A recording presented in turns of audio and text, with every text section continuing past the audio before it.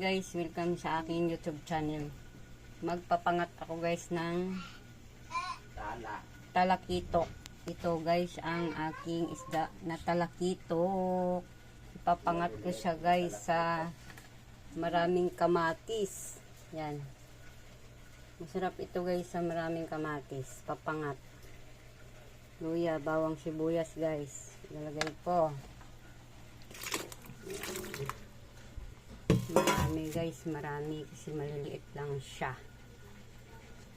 Yan. Nalagay ko na guys ang mga sangkap guys. Kamatis. Yan, ang kamatis. Tapos sibuyas. Bawang. Luya. Luya, lagyan natin luya para pangtanggal ng lansa. Tapos seasoning para sumarap ang ating pinangat na talakitok. Tapos lagyan natin guys ng suka, vinegar. Yan, yung suka guys. Lagyan natin guys ng asin. Ayan, may asin.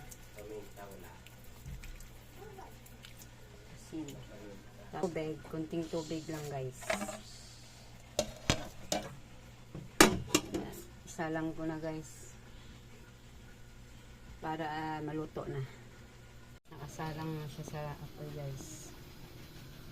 Ayan, ang aking pangat na talakitok. Ang sarap guys, ang daming kamatis guys. Ito guys, kulo na guys. Nalagyan lang natin siya ng suka guys. Suka para medyo maasim-asim ang ating pangat na talakitok. Ito siya guys, kulo-kulo na guys. Malapit na siya maluto guys. Yan, kunting kulo na lang, luto na ito. Ayan siya guys, ang aking pinangat na talakitok. Luto na ito guys. Ayan.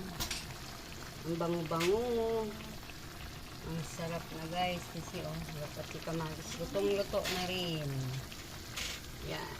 Sana nagustuhan niyo po ang aking pinangat na isdang talakitok. Maliliit. Yan. Shout out sa inyong lahat. Salamat sa inyong panonood ng aking mga simpleng lutong ulam. Hanggang dito na lang guys. Thank you for watching. God bless sa inyong lahat. Thank you.